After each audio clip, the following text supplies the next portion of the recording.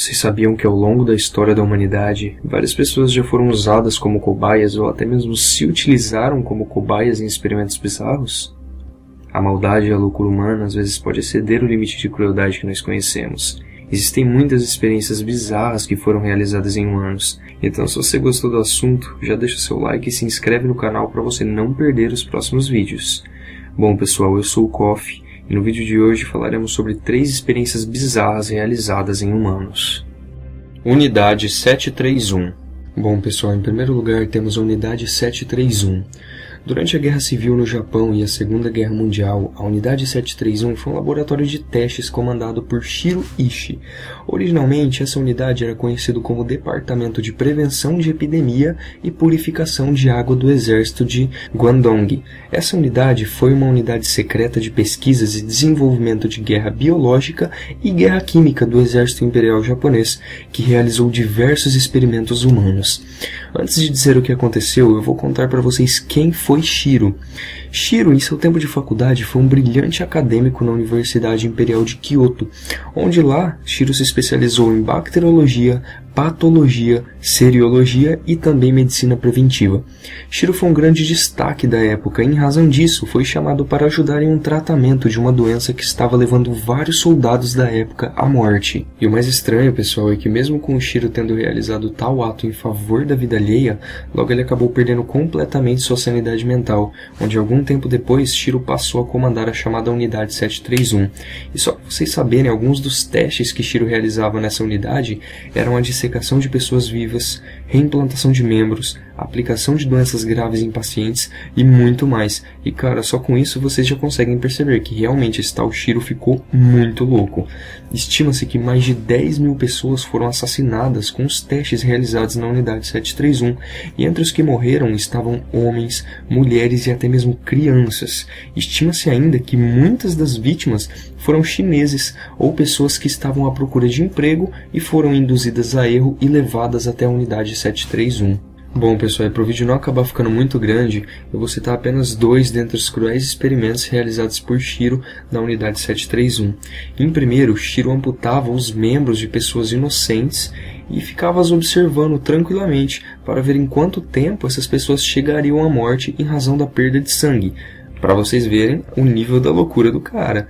E em outro tipo de experimento, o Shiro amarrava suas cobaias em um pedestal e simplesmente jogava granadas próximas às cobaias para que elas pudessem sofrer o dano e depois eles fossem e avaliassem o dano que as vítimas sofreram em razão das explosões. E vocês querem saber algo que vai deixar vocês com muita raiva? Shiro, por incrível que pareça, nunca foi condenado pelos seus crimes e sequer foi questionado do porquê realizava os cruéis experimentos. E além disso, todos os pesquisadores envolvidos na Unidade 731 receberam uma imunidade secreta dos Estados Unidos em troca dos dados que eles reuniram através dos experimentos humanos. Bom, Shiro acabou falecendo no ano de 1959 aos 67 anos de idade em decorrência de um câncer na garganta. O experimentador de vômito. Galera, essa segunda experiência ela é um tanto quanto estranha e bizarra, porque na verdade o médico cientista, se é que a gente pode chamar ele dessa maneira, realizou essa experiência nele mesmo. Bom, no início do século XIX, o homem conhecido como Dr. Stubbins Firth resolveu ir um pouco longe demais para provar a sua teoria sobre a febre amarela. Stubbins notou que a febre amarela era muito comum no verão e desaparecia no inverno.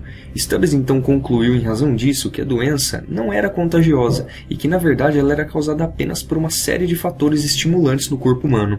O maior problema foi o quão longe Stubbins foi para provar a sua teoria sobre a febre amarela. Bom, para provar que estava certo, o médico da Pensilvânia decidiu se expor o máximo possível à doença da febre amarela e mostrar que ele não havia sido infectado de modo algum. Bom, pessoal, a partir daqui vocês se preparem porque a coisa começa a ficar muito nojenta. Bom, Stubbins inicialmente decidiu realizar pequenos cortes em seu braço e a derramar sobre esses cortes o vômito com sangue dos enfermos da febre amarela. E o resultado é que após isso ele realmente não ficou doente, o que fez Stubbins a acreditar mais ainda em sua teoria.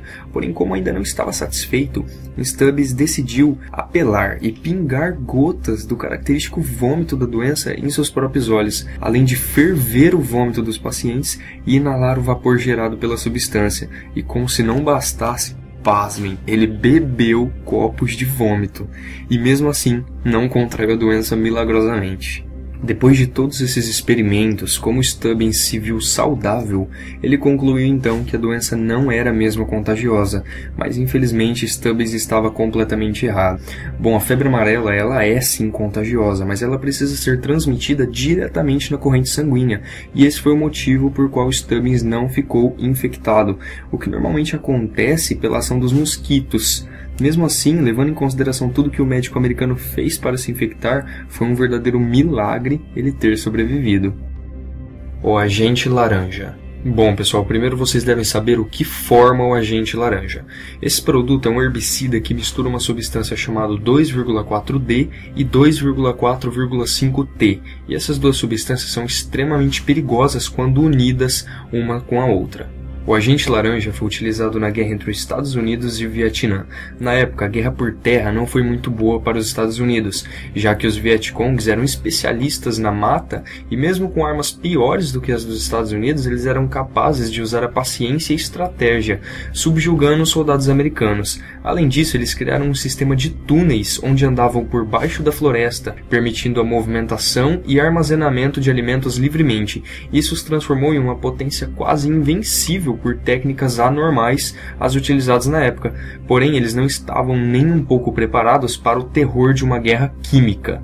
A arma criada pelos Estados Unidos e pela Inglaterra foi criada inicialmente como um herbicida, como eu já havia dito a vocês, e entre os anos de 1961 e 1971, os americanos despejaram 80 milhões de litros desse veneno nas florestas do Vietnã, na tentativa de destruí-las, além de acabar com os alimentos dos inimigos, pois já que eles não tinham grande sucesso em luta corporal no campo do inimigo, acabaram tomando esse caminho.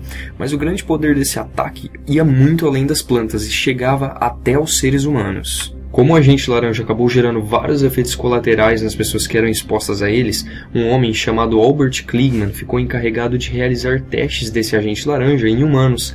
Toda essa pesquisa foi financiada na época pelo Exército dos Estados Unidos e pela Dow Chemical Company. Para realizar os testes, prisioneiros eram trazidos até o local onde o experimento seria realizado, porém era informado para os prisioneiros que era apenas uma pesquisa dermatológica e nada mais, para que os mesmos não entrassem em pânico ou desconfiassem de algo. Após a pessoa tomar a injeção contendo o agente laranja, o resultado era completamente catastrófico, no qual em pouco tempo os pacientes desenvolviam cloracne, que são bolhas enormes que surgem na superfície da pele e acabam estourando por todo o corpo. Além das bolhas no corpo causadas pelo agente laranja, ele ainda conseguia gerar problemas cancerígenos nas cobaias e até atacar a formação de fetos que fossem filhos dos que foram expostos à substância. Estima-se que o agente laranja foi testado em mais de 50 prisioneiros, gerando a cada um deles uma morte diferenciada e dolorosa. Até hoje, o governo dos Estados Unidos não assumiu tal crime e atualmente ainda é possível encontrar descendentes vietnamitas que foram afetados pelo agente laranja utilizado na época do ataque. Bom, pessoal, então a gente vai ficando por aqui. Se vocês gostaram do vídeo, deixa o seu like, se inscreve no canal e não se esquece de ativar o sininho de notificação para vocês não perderem os próximos vídeos. E também deixe nos comentários sobre que tema vocês gostariam que eu fizesse um vídeo. Bom, até uma próxima.